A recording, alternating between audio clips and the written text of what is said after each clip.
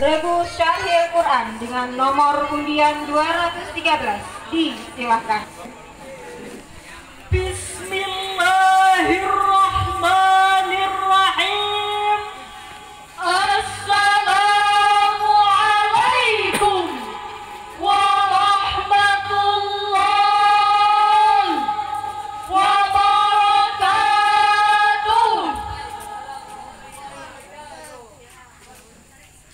Alhamdulillahilladzi amarna bi akhlaqil karimah.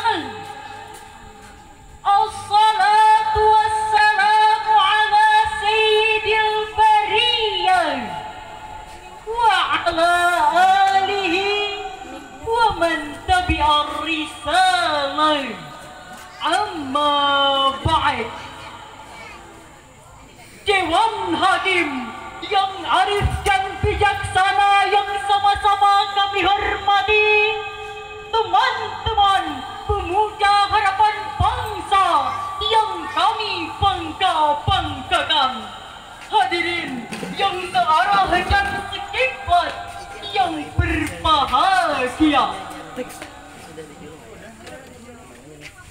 Dalam dunia yang demikian luas, dengan jarak antar negara yang berjauhan, tidaklah menjadi penghalang bagi kita untuk mengetahui apa yang sedang terjadi di belahan negara lain. Mengapa demikian, hadirin? Karena tersedianya alat elektronik digital saat ini yang mempercepat arus informasi dan komunikasi dalam hitungan detik. Tapi hadirin, perlu kita catat bahwa kecanggihan alat komunikasi itu bisa membawa dampak positif dan dampak negatif. Contoh yang paling aktual adalah realitas hoax melalui media sosial yang memancing konflik di antara kita.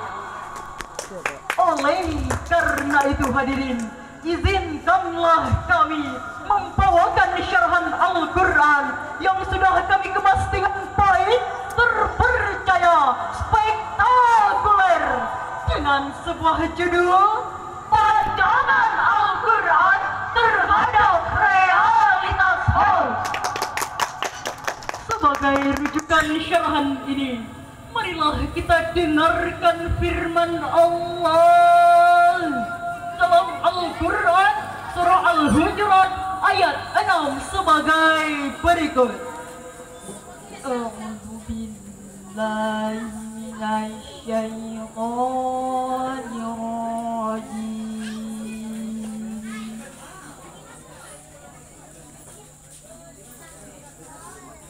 Bismillahirrahmanirrahim. Allah.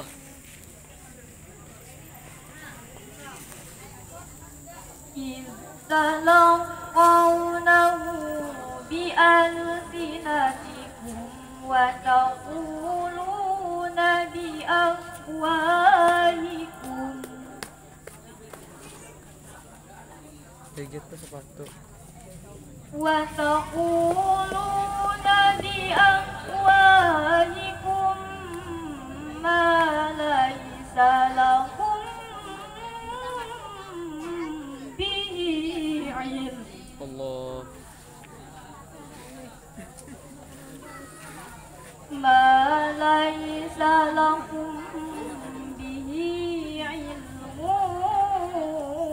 wa tahsabunahu hayyina Allah. wa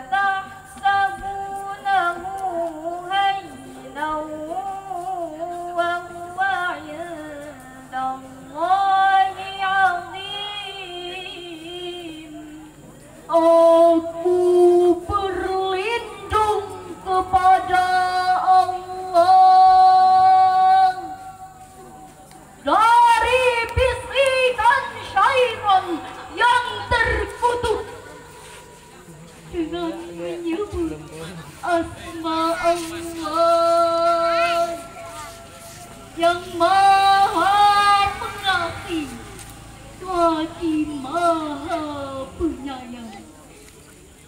Ingatlah di waktu kamu menerima berita bohong itu dari mulut ke mulut, dan kamu katakan dengan mulutmu apa yang tidak kamu ketahui sedikit pun, dan kamu menganggapnya remeh, padahal dalam pandangan Allah itu masalah besar.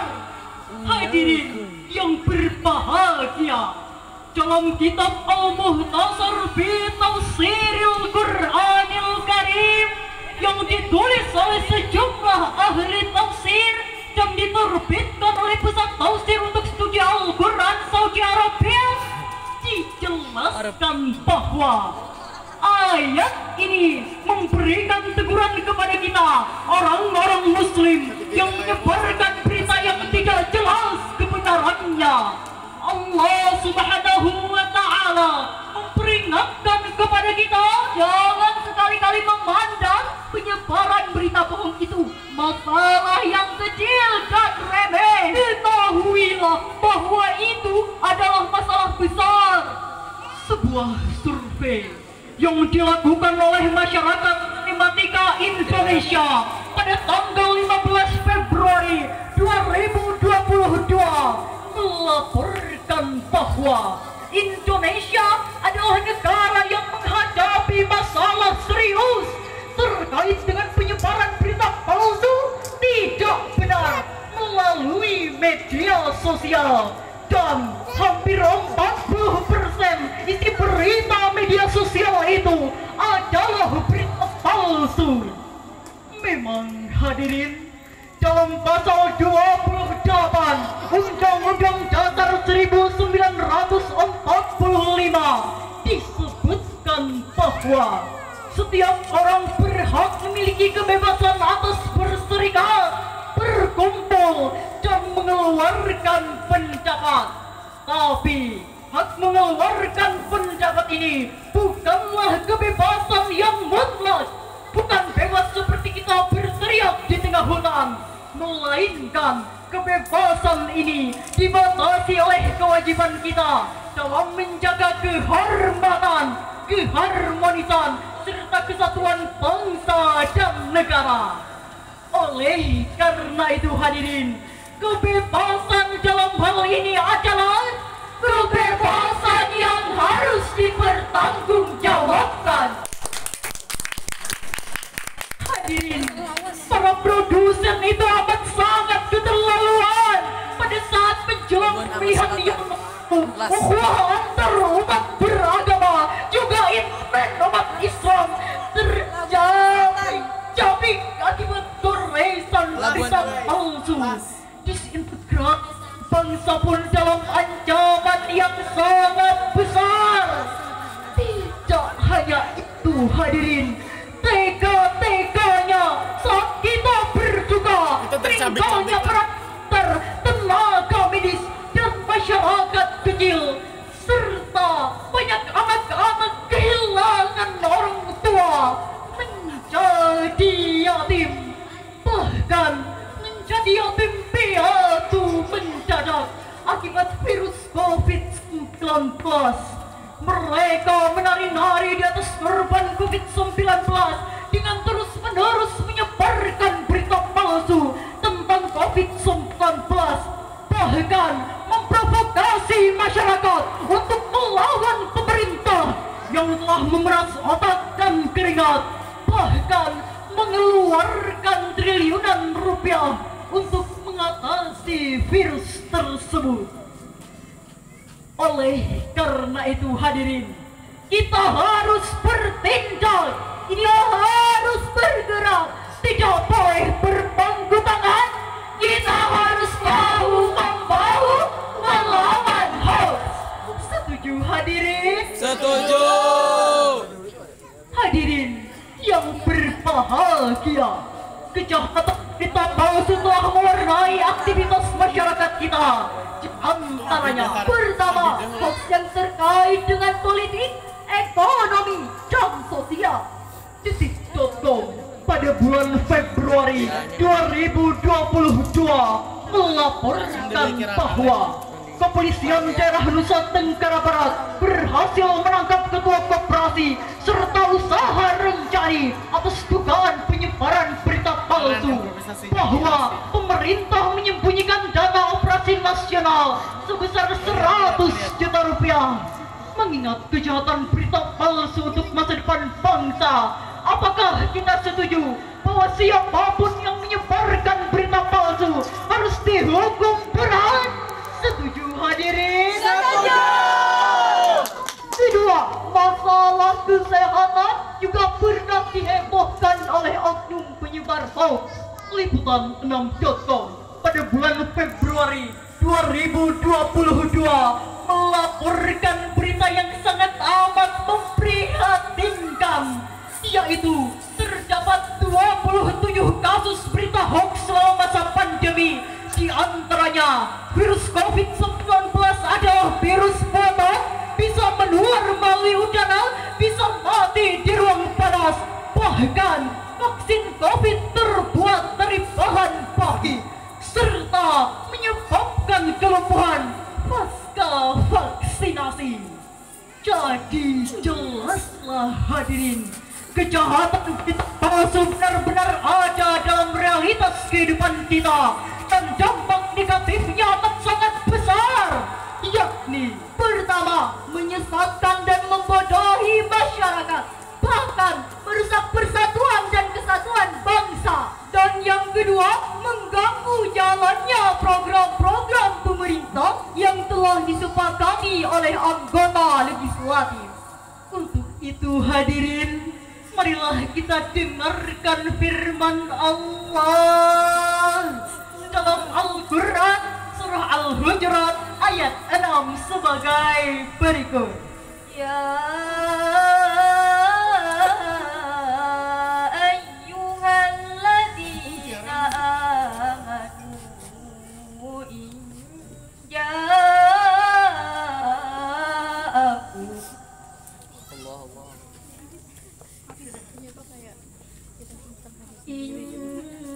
ja'akum fasiqun binaba'in fatabayyanu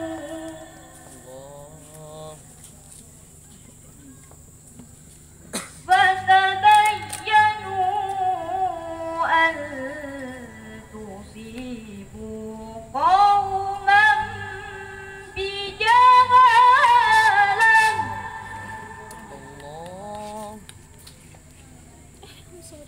bijahalatin fatusbihu ala ma fa'altum nadimin.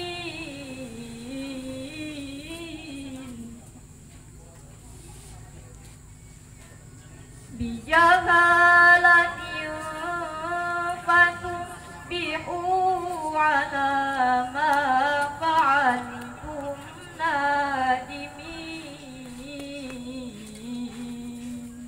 Wahai orang-orang yang beriman, jika datang kepadamu orang fasik membawa suatu berita, maka periksalah dengan teliti agar kamu tidak menimpakan suatu musibah terhadap suatu kaum tanpa mengetahui keadaannya, yang akan menyebabkan kamu menyesal atas perbuatanmu itu. Shadaqallahul azim.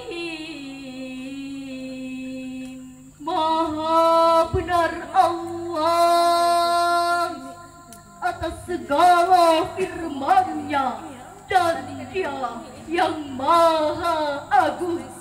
Hadirin rahimakumullah, dalam Tafsir Al-Azhar karya Profesor Hamka dijelaskan bahwa turunnya surah Al-Hujurat ayat 6 ini berkenaan dengan kisah Bani Mustalik, mereka dituduh membunuh Al-Walid, utusan Nabi, untuk menarik zakat mereka.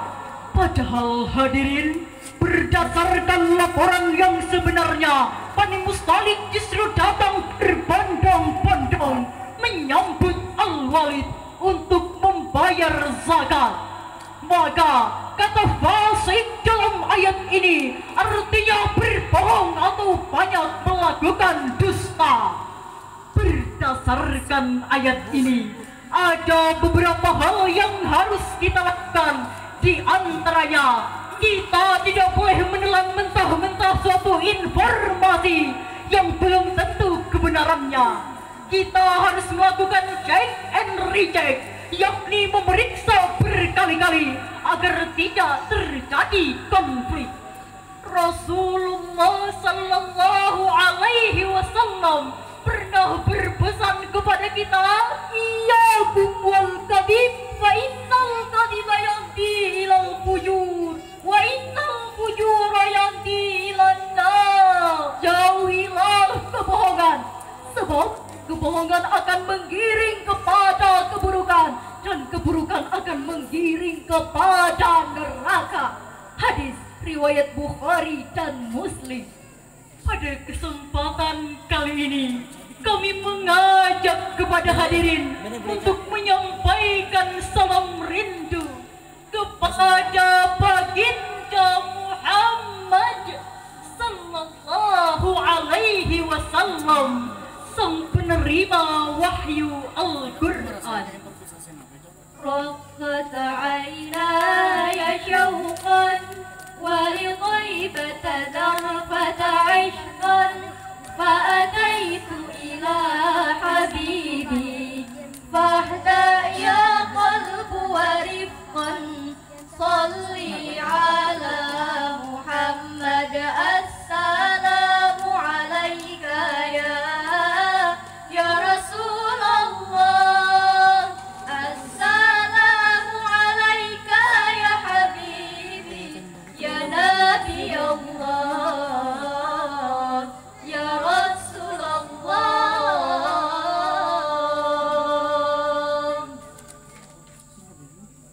Dari syarhan ini dapatlah kita ambil kesimpulan. Pertama, hoax adalah realitas sosial yang bisa mengancam persatuan bangsa kita. Dan yang kedua, pemerintah harus bertindak tegas terhadap para penyebar produsen hoax. Sebelum kami menutup syarhan ini, akan kami sampaikan sebuah pantun. Gadis cantik itu anak siapa? Kalau berjalan bagaikan Dewi Sinta. Hati-hati dengan perbuatan dusta. Dusta itu bisa menyeret kita ke dalam neraka. Demikian syarhan Al-Quran yang dapat kami sampaikan pada hari ini. Terima kasih atas perhatiannya. Mohon maaf atas segala kekurangannya. Wabillahi taufiq wal hidayah. Assalamualaikum warahmatullahi wabarakatuh. Waalaikumsalam warahmatullahi wabarakatuh. Kami panggil Regu Syarhil Quran.